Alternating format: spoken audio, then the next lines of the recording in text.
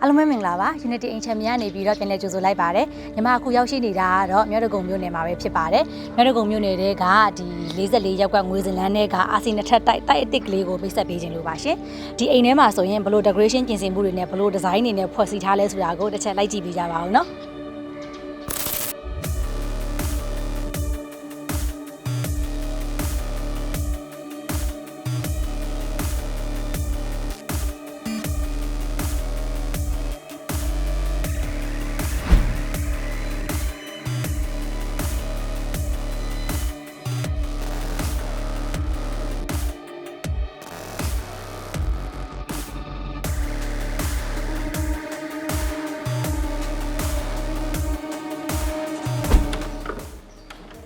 ်ကဲအခုဆိုရင်ဒီအိမ်လေးရဲ့အပြင်ဘက်တိဆောက်ပုံဒီဇိုင်းပုံစံလေးကိုပြသခဲ့ပြီးပြီဆိုတော့ဒီအိမ်လေးရဲ့အတွင်းပိုင်းတွေမှာအခန်းတွေဘလို့ဖွဲ့စည်းထားလဲ decoration တွေဘလို့ပြင်ဆင်ထားလဲဆိုတာကိုညီမတစ်ချက်ရှင်းပြပေးပါမယ်ရှင်အခုဒီအိမ်လေးရဲ့ပထမဆုံးမြင်တွေ့ရမှာကတော့ living room ပဲဖြစ်ပါတယ် living room ဟာဆိုရင်လည်းအခုမြင်တွေ့ရတဲ့အတိုင်းပဲကျွန်းပါကေးတွေခင်းပေးထားတယ်ပြီးတော့ပြတင်းပေါက်တွေလည်းပါတဲ့အတွက်ကြောင့်မို့လို့အလင်းရောင်ကောင်းကောင်းရတယ်ပြတင်းပေါက်တွေမှာဆိုလဲသူကဒီအခန်းကြီးလိုက်ကလေးရဲ့တခြားအသေးစိတ်တက်ဆင်ပေးထားတယ်တန်ပန်းတွေရောတက်ပေးထားတဲ့အတွက်ကြောင့်မို့လို့လုံခြုံစိတ်ချရပါတယ်ရှင်ပြီးတော့သူကဒီမှာပေါ့နော်ဟိုဘယ်လိုပြောမလဲ TV စင်နဲ့တခြားပြုလုပ်ပေးထားတယ် TV စင်ရောမီးပလက်ပေါက်တွေတခါတည်း join ပေးထားပါတယ်ရှင်ပြီးတော့အပေါ်မျက်နှာချက်စီလင်လေးတွေဆိုလဲသူကမီးလုံးလေးတွေနဲ့လင်းထိန်နေအောင်လို့ဖန်တီးပေးထားတယ်ပြီးတော့မီးဆိုင်ဟိုဆိုလဲ modernize design လေးကိုလည်းအသုံးပြုပေးထားပါတယ်ရှင်ဟုတ်ကဲ့ပါအဲ့ဒါဆိုရင်တော့ဒီခန်းလေးကိုတစ်ချက်ပြောပြပါမယ်ဒီခန်းလေးကတော့စင်ငယ်ခန်းလေးပဲဖြစ်ပါတယ်ရှင်စင်ငယ်ခန်းလေးဖြစ်တဲ့အတွက်ကြောင့်မို့လို့ဧည့်သည်တွေဘာတွေလာမယ်ဆိုရင်လည်းဒီခန်းလေးထဲမှာတီခင်းဧည့်ခံလို့ရတယ်ပြီးတော့ကျတော့ကိုယ့်အနေနဲ့ကိုမိသားစုစာကြည့်ခန်းလေးလုပ်မယ်ဆိုလည်းအဆင်ပြေပါတယ်ရှင်ဒီမှာဆိုလည်းပြတင်းပေါက်တွေပါတယ်ပြတင်းပေါက်တွေမှာတစ်ခါတည်းအခန်းကြီးလိုက်ကလေးတစ်ခါတည်းတက်ဆင်ပေးပြီးသားပဲဖြစ်ပါတယ်ရှင်ဆက်သွားလိုက်ရအောင်ရှင်ဆက်သွားလိုက်မယ်ဆိုရင်ဒုတိယမြောက်တွေ့ရမှာတော့သူက store ကန်ပေါ့နော် store ကန်လုပ်မယ်ဆိုရင်လည်းအဆင်ပြေတယ်မေရွန်းလုပ်မယ်ဆိုရင်လည်းဒီခန်းလေးကအဆင်ပြေစေပါတယ်ရှင်ကဲနောက်ထပ်ဆက်သွားမယ်ဆိုရင်တော့သူကကျယ်ဝန်းတဲ့ living room ကြီးကိုတွေ့မြင်ရမှာပါရှင်ဒီ living room ကြီးကလည်းအရန်ကိုကျယ်ပါတယ်အရန်ကိုကျယ်ဝန်းပြီးတော့သူကအောက်မှာလည်းကျွန်းပါကေးတွေအပြည့်ခင်းပေးထားတယ်အပေါ်မှာဆိုရင်လည်းလင်းနေအောင်လို့မီးလုံးလေးတွေထည့်ပေးထားတယ်ပြီးတော့စီလင်ကိုတခြားပုံဖော်ပေးထားတယ်ပြီးတော့ဒါကတော့သူ့ရဲ့ master bedroom ရဲ့ရေချိုးခန်းအိမ်သာပဲဖြစ်ပါတယ်ရေချိုးခန်းအိမ်သာဆိုရင်လည်းအပေါ်ဘေးတွေကြွေပြားအပြည့်ကပ်ပေးထားတယ်ပြီးတော့ဘတ်တက်လည်းပါတယ်ရေဘူးရေအေးဆက်တွေပါတခါတည်းထည့်ပေးထားပါတယ်ရှင်အဲဆိုရင် kitchen ကိုဆက်သွားလိုက်အောင်ရှင်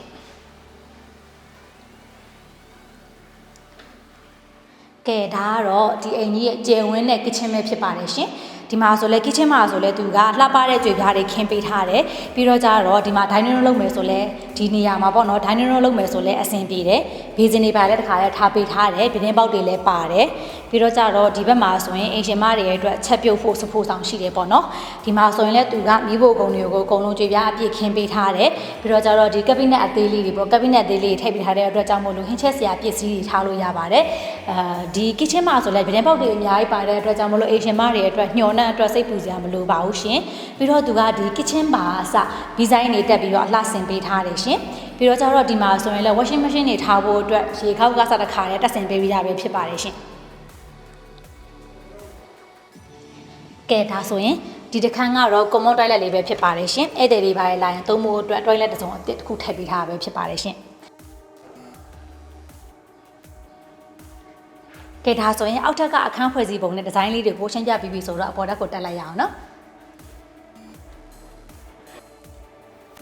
ကဲအခုအပေါ်ဓာတ်ကိုရောက်လာပြီဆိုတော့အပေါ်ဓာတ်ရဲ့အခန်းဖွဲ့စည်းပုံလေးတွေနဲ့ဒီဇိုင်းလေးတွေကိုပြပေးရမယ်ဆိုရင်အားလုံးသိကြတဲ့အတိုင်းပဲအပေါ်ဓာတ် living room မှာဆိုရင်ကိုယ့်ရဲ့ private living room လုပ်လို့ရတယ်မိသားစု living room လုပ်လို့ရတယ်ပေါ့နော်ပြီးတော့ဒီမှာ तू ကဖျားကန်းလုပ်ဖို့အတွက်ဖျားစင်ထားဖို့နေရာလေးကစတိတန်လုပ်ပေးထားတယ်ပြီးတော့ဖျားစင်အတွက်မီးရစတိတန်ထည့်ပေးထားပါတယ်အပေါ်ဓာတ် living room ဟာဆိုရင်လည်းကျယ်ဝန်းတယ်ပြတင်းပေါက်တွေအများကြီးပါတဲ့အတွက်ကြောင့်မို့လို့လေဝင်လေထွက်ကောင်းတယ်အလင်းရောင်ကောင်းကောင်းရပါတယ်ဒီပေါက်လည်းနဲ့ထွက်လိုက်ပြီဆိုရင်တော့သူကကျယ်ဝန်းတဲ့ veranda ကြီးကိုတွေ့ရမှာပါရှင် veranda ကြီးဆိုလည်းအရန်ကျယ်တဲ့အတွက်ကြောင့်မို့လို့ relax လုပ်လို့အဆင်ပြေတယ်ပြီးတော့ veranda ဒီအောက်ခင်းနေရာဆိုကြွေပြားအပြည့်အကုန်ခင်းပေးထားပါတယ်ရှင်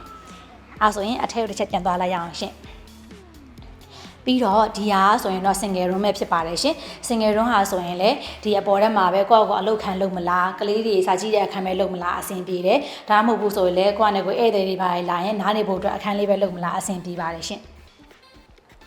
်ပြီးတော့ကျတော့ဒီ design ကိုပြပြပေးမယ်ပေါ့နော်ဒီမှာဆိုရင်လည်းဒီလှေကားစီလင်ကလည်းသူကတေချာလုပ်ပေးထားတယ်ပေါ့နော်လှေကားစီလင်ကတော့သူက lighting တွေတခြားတက်ပြီးတော့စီလင်တခြားဖန်တီးပေးထားပါတယ်ရှင်က ကဲဒီမှာဆိုရင်ဘယ်ညာ master baron နှစ်ခန်းရှိတယ်အဲ့ဒါဆိုရင်ညာဘက်က master baron ကိုအရင်ပြောပြပါမယ်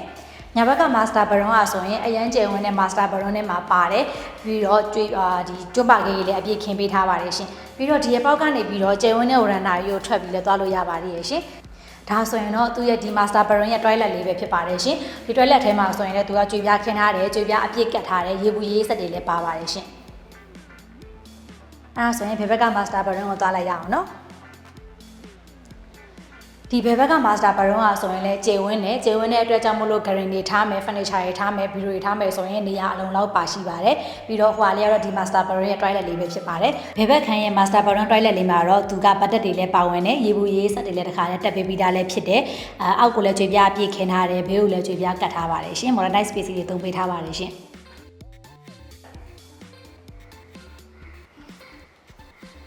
အော်ဒါလေးတစ်ခုပြောဖို့ကြံနေခဲ့လို့ရှင်ဒါလေးကတော့ဒီလေကားလေးတွေကတော့အပေါ်တက်ပေါ့နော်ရေစင်ကိုတက်လို့ရတယ်ရှင်အဲတကယ်လို့ကိုကရေစင်တကယ်ပိုက်တစ်ခုပြင်နေတာရှိရင်ဒီလေကားတွေတက်သွားလို့ရပါတယ်ရှင်ဟုတ်ကဲ့ပါရှင်ဒီအိမ်လေးရဲ့အတွင်းပြင် decoration design ပုံစံနဲ့အခန်းဖွဲ့စည်းပုံလေးတွေကိုရှေ့မှာရိုက်ပြခဲ့ပြီးပြီဆိုတော့ဒီအိမ်လေးอ่ะဆိုရင်အောက်ထပ်မှာဆိုရင်တော့ living room တစ်ခန်းရှိမယ် single တစ်ခန်း master တစ်ခန်း kitchen တစ်ခန်းပါဝင်မယ်အပေါ်ထပ်မှာဆိုရင်တော့ living room ရှိမယ် master နှစ်ခန်းပါမယ် single တစ်ခန်းပါဝင်ပါမယ်ရှင်ပြီးတော့ဒီအိမ်လေးရဲ့အားသာချက်လေးကိုညီမပြပြပေးရမယ်ဆိုရင်ဒီအိမ်လေးကခြံဝင်းထဲမှာဆိုရင်နေရာလက်မရှိအောင်ကြွေပြားအပြည့်ခင်းပေးထားတယ်ပြီးတော့ကြတော့အဲကွန်းတွေလည်းအကုန်လုံးအစင်နဲ့တက်ဆင်ပေးပြီးသားပဲဖြစ်ပါတယ်ရှင်ဒီအိမ်လေးကစိတ်ညစ်ရက်ကွက်ထဲမှာလည်းရှိတယ်44ရက်ကွက်ငွေစင်လမ်းမပေါ်မှာရှိပါတယ်ရှင်ဒီအိမ်လေးရဲ့အကျယ်ဝန်းနေရာတော့40-60ကျယ်ဝန်းပြီးတော့သူ့ရဲ့ရောင်းစည်းလေးကတော့3,800ခေါ်ထားပါတယ်ရှင်ဒီအိမ်လေးနဲ့ပတ်သက်ပြီးတော့အသေးစိတ်မေးမြန်းခြင်းနေဆိုရင် Unity ရဲ့ဖုန်းနံပါတ်9656 4334ကိုအသေးစိတ်မေးမြန်းနိုင်ပါတယ်ရှင်အားလုံးကိုကျေးဇူးအများကြီးတင်ပါတယ်ရှင်